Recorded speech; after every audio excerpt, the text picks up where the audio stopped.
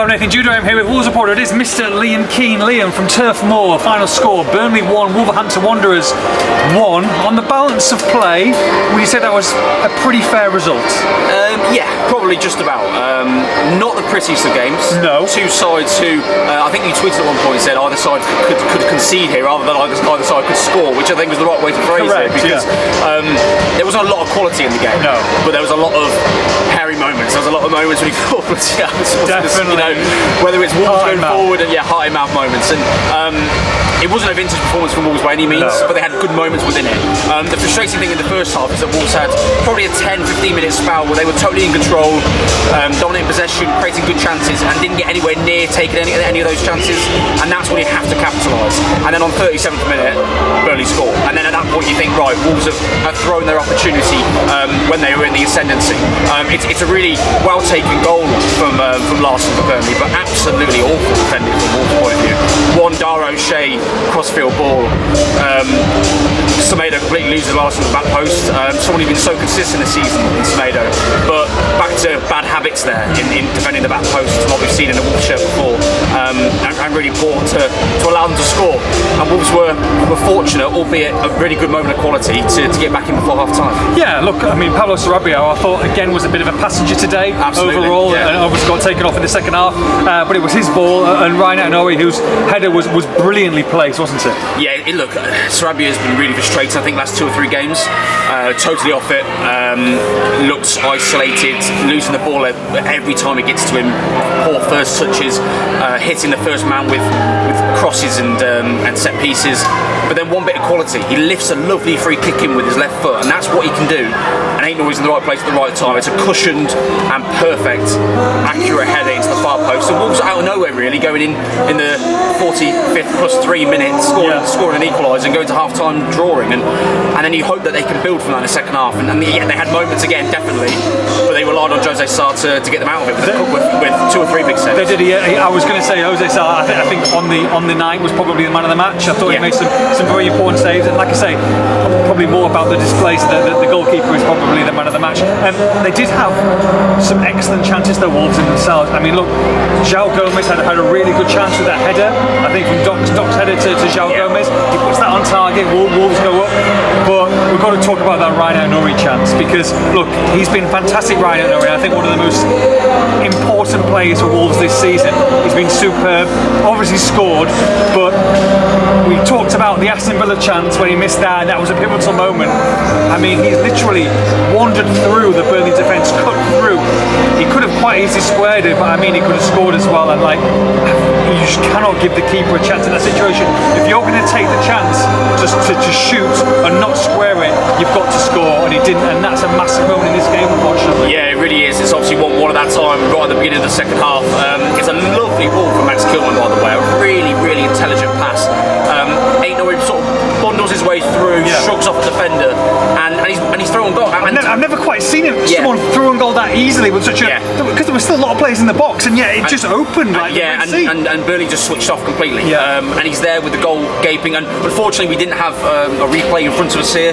But from memory, I think he goes with his left foot, and I think if he opens himself up onto his right foot, rolls out into the bottom corner, that should be 2-1. Or could have laid it off. Exactly. I mean, was it 5-6 yards out again, with no one else around him? And considering, look, Atonori, as you just said there at the top of that question, been absolutely magnificent for Wolves. He's red hot form at the moment. 3 goals in 4 games for him now. Should have been 4 in 4 scoring against Villa if he put that chance away. And he saved Wolves a point here. At the same time, cost them 2. He's such an important player. One of the standouts alongside Sarr, I think, in terms of performance tonight. But regardless of how good he's been, you have to put that away. And you put that away, that's 3 points. Yeah, 100%. And I'm sure he'll know that, and Gary O'Neill will know that, and the fans definitely know. They're quite frustrated. I think leaving tonight, I guess the big positive, apart from picking up the point and some of the displays out there tonight, or at least a couple of them, was the return of Mateus Cunha, who came on. I think it was obviously definitely 75 minutes. It was 15 minutes plus injury and nothing more. And we saw him when the 75th minute introduced, and you could just tell. Look, he came on from Leon Chiwomia.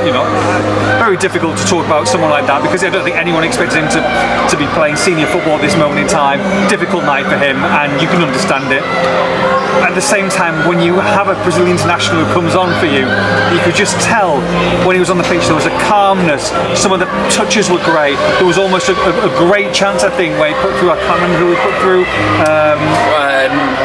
Was towards the end. Was it Aït-Nouri into Bukayo Traoré? Yeah, I think it was. Yeah, but you could just tell the lines that he's running, and it just gives this team a much-needed boost. He's going to be crucial, I think, between now and the end of the season. Whether we see more of him from the start against West Ham, I think unlikely, because we didn't see half an hour tonight. But at the same time, if you can get half an hour West Ham and then maybe start against Nottingham Forest, that's who we need back on the pitch, and hopefully Hwang Hee-chan not too soon after that. Yeah, he's definitely sort of creeping up on returning as well. They gave the fans a lift once he came on, gave the players a lift. Exactly what you just said. Echo what you just said. Really intelligent, just lovely awareness, positioning, picks the ball up, little flicks around the corner. Wasn't incredibly involved in terms of maybe impact on the final third or having any shots or anything like that, but just those little signs of that quality the Wolves needed, and that's what they missed. Get feel back on the pitch, exactly, and get the grass and the kind of injury he's had. He needs a little bit of time to have that, and we saw that in glimpses. So the good sign is we saw the player that we know is there, and we have seen this season. We didn't see someone who came on and struggled, and that's the good sign for Wolves. I completely agree with you. Probably unlikely to start against West Ham. Probably if you can get in 45, half an hour, 45, depending on how the game goes, and then aim to that Forest game for a start. It's going to be really important in the running. Yeah, which obviously gives you the dilemma of who are you going to start up front against West Ham. Look, a lot of the fans will leave here tonight and they'll go, well, okay, you're talking about a decent point or an okay point. We've come to 19th place Burnley, the 19th for a reason. We should be going to places like this if you want European football and winning. What would you say to that? I would say they've got a point. At the same time, it's not an easy place. It's also not an easy place to come. The crowd were up for it tonight. Burnley played well in spells, but equally struggled with a bit of quality. I think that's fair to say. Could have edged it potentially in terms of performance, but the point was probably about right. I think if you're a Burnley fan, you feel slightly frustrated that they've come away with a point tonight. Yeah. So yeah, exactly. And look. Yes, Wolves want to get into Europe and have those ambitions, but at the same time, they've got what they've got in terms of squad. There's not many players there. There's not a lot of depth. There's a lot of injuries. It's a good point on the balance of where they're at the moment. Is it a good enough point for Europe? Hindsight will tell us that. Possibly not. Wolves probably tomorrow. We'll be talking more about this one. Final score tonight from Turf Moor. It is Burnley 1, Wolverhampton Wanderers 1. For all the post-match reaction, make sure you log on to expressandStar.com.